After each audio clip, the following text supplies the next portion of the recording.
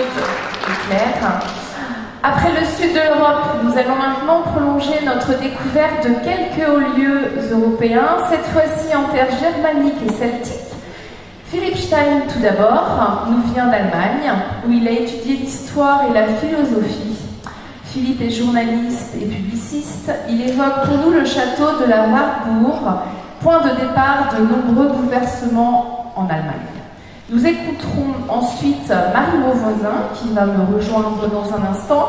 Elle est d'origine bretonne et très attachée à ses racines. Marie se propose aujourd'hui de nous emmener à Brocéliande pour évoquer la filiation celtique des Européens. Philippe. Sehr geehrte Damen und Herren, liebe Freunde und Mitstreiter.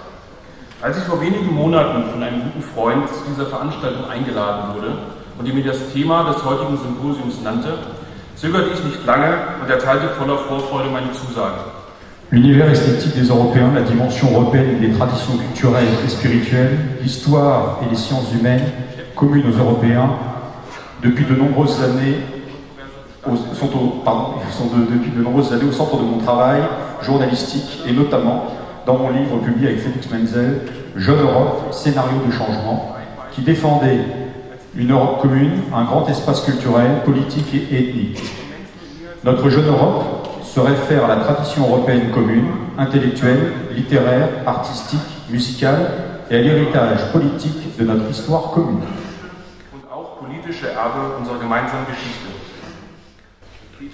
Le combattant italien de la liberté, Giuseppe Mazzini, et ses camarades fondèrent dans les années 1831-1834 dans toute l'Europe des sociétés secrètes révolutionnaires qui combattirent dans leur pays les États en place sur la base d'une révolution européenne. Mazzini et son équipe s'étaient fixés comme objectif de remplacer les monarchies dominantes par une Europe des peuples. Aujourd'hui, 200 ans plus tard, nous sommes confrontés au désastre de l'Union européenne. Les élites politico-financières autoproclamées de Bruxelles et Strasbourg, mais aussi de l'étranger, ont créé avec leur politique pro-occidentale, décadente et exploiteuse, un foyer de tension à l'échelle européenne au sein duquel beaucoup de peuples fiers ne savent plus de leur propre grande histoire que ce qu'il en reste dans les écrits. Aujourd'hui, nous nous tenons à la fois mentalement et économiquement debout au bord de l'abîme. Ce colloque n'est pas seulement une chance exceptionnelle de réfléchir à propos des traditions européennes communes, mais une occasion de nouer des contacts pour rendre possible un retour en force de la collaboration des dynamiques européennes. En Allemagne, nous sommes extrêmement intéressés par cela et nous espérons que les forces nationales parviendront à s'unir dans le prolongement des idées de Dominique Wenner et de l'Institut IAD. Giuseppe Mazzini und sein junges Europa scheiterten in den Jahren 1848-49, nachdem die deutsche Märzrevolution über die eigenen Grenzen sprach. En Italie, si l'esprit de Giuseppe Mazzini et de sa jeune Europe put échouer, dans les années 1848-1849, la révolution allemande de mars s'empara de plusieurs provinces d'Autriche et de Prusse, de la Hongrie à Poznan et le nord de l'Italie. La Wartburg, que je voudrais évoquer aujourd'hui, joua un rôle particulier dans ces temps troublés, car aucun autre château en terre allemande n'est lié à l'histoire du peuple allemand comme la Wartburg. Fondée selon la légende en 1067 par le comte Ludwig d'Ernst Springer, elle constitue depuis des siècles le centre de divers événements et changements littéraires, artistiques et politiques qui eurent une influence décisive sur l'histoire allemande et européenne. Dans le domaine architectural, la Wartburg peut être considérée comme un exemple remarquable de la période romantique européenne et reste encore aujourd'hui, au-delà des querelles politiques, un magnifique chef-d'œuvre du génie européen. Sich in der Wartburg in einzigartiger Weise. Ende des 12. und Anfang des 13. Jahrhunderts erlebte die Wartburg ihre kulturelle Hochzeit. Unter Hermann I. wurde sie zum Hauptsitz der Ludowinger und somit auch zum Dreh- und Angelpunkt kultureller. Fin du XIIe et début du XIIIe, elle connut son apogée devant un public qui savait apprécier et évaluer cet art. Le sommet de cet apogée culturel fut le tournoi des chanteurs de la Wartburg. En 1206, 6 des conteurs et chanteurs les plus connus d'Allemagne se réunirent pour se livrer à une compétition artistique. Selon le règlement, la plus mauvaise chanson devait être punie de la peine de mort. Ce qui fournit le sujet du légendaire opéra de Richard Wagner, Tannhäuser, et le tournoi des chanteurs de la Wartburg. Grâce à l'opéra de Wagner, l'histoire du zénith artistique de la Wartburg et de le tournoi des chanteurs devint connue dans le monde entier. L'Autrichien Moritz von Schmid, un important peintre du romantisme tardif, immortalisa le tournoi des chanteurs à travers une impressionnante fresque à l'intérieur du château. Le retentissement littéraire de la guerre des conteurs fut énorme. Jusqu'à la fin du XIVe siècle, poètes et écrivains s'inspirèrent du tournoi des chanteurs et de sa légende. Plus tard, d'importantes figures comme Johann Jakob Bodmer, Novalis ou même Richard Wagner se consacrèrent au récit de ce tournoi des chanteurs qui rayonna à travers toute l'Europe et sa culture grâce aux multiples références artistiques d'écrivains reconnus. Mais c'est surtout Martin Luther qui a changé l'histoire allemande et européenne depuis la Wartburg. Von der Wartburg aus nachhaltig verändert. Nachdem Luther aufgrund seiner religiösen Reformschriften exkommuniziert. C'est ici que pendant près d'un an, Luther se cacha de la justice impériale et rédigea un chef-d'œuvre de littérature religieuse. C'est parce que dans une petite pièce spartiatement meublée, Martin Luther traduisit le Nouveau Testament, jusqu'ici uniquement écrit en latin, qu'eut lieu une révolution culturelle et religieuse inattendue en Allemagne. Luther lui-même ne pouvait pas imaginer de tels développements que sa traduction allait déclencher la Réforme, qui établirait un mouvement national allemand et conduirait par la suite à des guerres paysannes sanglantes. Pour l'histoire allemande et européenne, c'est un événement sans doute influent et central. Soudainement, la Wartburg devint, avec Martin Luther, le théâtre d'une histoire européenne, voire mondiale. La pièce de Luther, lieu où il traduisit le Nouveau Testament, devint un lieu de pèlerinage pour de nombreux chrétiens. Autour du séjour de Luther gravitent toutes sortes de légendes. Ainsi, alors qu'il se consacrait à la traduction de la Bible, il fut une nuit dérangé par le diable, qu'il chassa en lui lançant un encrier. Les taches d'encre provoquées par cet affrontement étaient encore visibles au siècle dernier.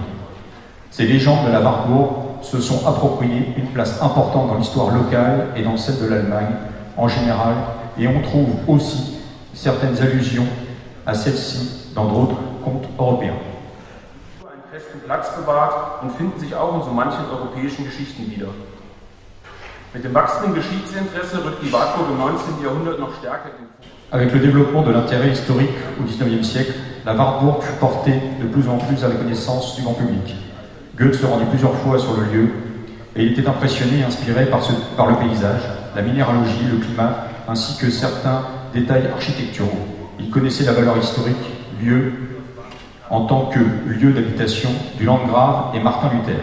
À cette époque, la bâtisse chargée d'histoire se dresse déjà comme le château le plus connu d'Allemagne, dont le mythe dépasse les frontières allemandes et atteint les quatre coins de l'Europe.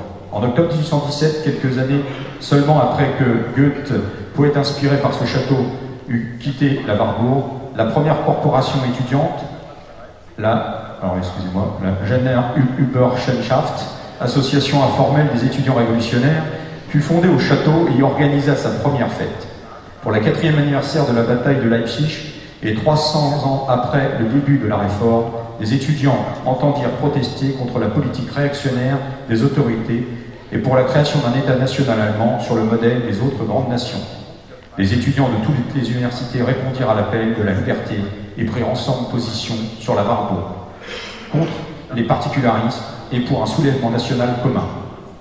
L'idée de Burschenschaft fut étendue à toutes les universités allemandes et devint la pierre angulaire d'un soulèvement révolutionnaire. Verfassungsmäßige Erbmonarchie, Rede- und Pressefreiheit, Gleichheit vor dem Gesetz, Selbstverwaltung, öffentliche Gerichtsverfahren. Après que l'étudiant Karl Ludwigsen assassina comme espion russe et agent antirévolutionnaire August von Kotzebue en mars 1819, une aile de la corporation se radicalisa et en appela à une approche plus cohérente de la lutte contre les élites dirigeantes. S'ensuivirent son interdiction, des poursuites et des sanctions. Les corporations restèrent actives dans la clandestinité. En 1848, les étudiants devinrent les pionniers et les soutiens actifs de la révolution allemande de mars, qui doit être vue dans un large éventail d'événements révolutionnaires en Europe. Alors que Giuseppe Mazzini et sa jeune Europe combattirent principalement en Italie, les étudiants allemands étaient aussi sur les barricades pour leur pays. La première révolte étudiante allemande, en dépit de leurs origines bourgeoises, fut beaucoup plus virulente et subversive que celle d'un Rudi Dutschke et des gauchistes de mai 68. 150 ans plus tard, au lieu de sit-in et de flash-mob, la génération des étudiants de la Wartburg pratiqua exercice physique et gymnastique. Au lieu de l'international, les garçons chantaient des chansons folkloriques nationales. Téméraires, ils affirmèrent dans leur déclaration de politique générale, je cite, Tant que les Allemands seront séparés par des États différents, le devoir sacré de tout homme et de tout jeune Allemand pieux et noble est de s'efforcer à ce que le pays ne disparaisse pas. Les membres de la corporation étaient des rebelles, des nationalistes insurgés, et dans les yeux des dirigeants, une accumulation dangereuse d'esprits révolutionnaires. Beaucoup d'entre eux avaient déjà servi dans les corps francs et avaient donc connu la guerre. Dominique Vénère le montrera dans son livre sur les corps francs. Leurs ancêtres furent ces corps francs universitaires des guerres de libération auxquelles de nombreux étudiants révolutionnaires participèrent. Die deutsche Geschichte ist geprägt von Kriegen gegen europäische Brüder, aber auch von einer geistigen und spirituellen Zusammenarbeit mit jenen zeitweiligen Feinden der Nation. Geistige Bezugnahmen prägten seit jeher das Zusammenleben der großen europäischen Völker, denn schon immer gab es Europa. L'Europe est un réseau de références intellectuelles mutuelles, que ce soit Goethe, Dante, Rembrandt, Hölderlin et Heidegger. Ils ont tous bénéficié de façon significative d'un réseau européen de tradition intellectuelle et de l'histoire de l'Europe. Que serait Goethe sans son voyage en Italie? Hölderlin sans la Grèce antique?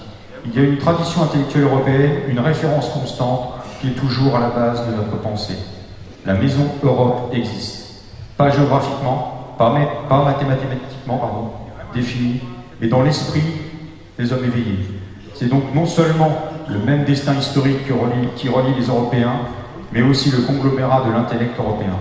La Warburg est le point de départ de nombreux bouleversements en Allemagne qui ont eu des répercussions sur l'ensemble de l'Europe et qui en font de façon certaine un pilier important de cette tradition intellectuelle commune. Das gesamte Europa überschlugen, definitiv ein wichtiger Pfeiler dieser europäischen Geistestradition. Merci.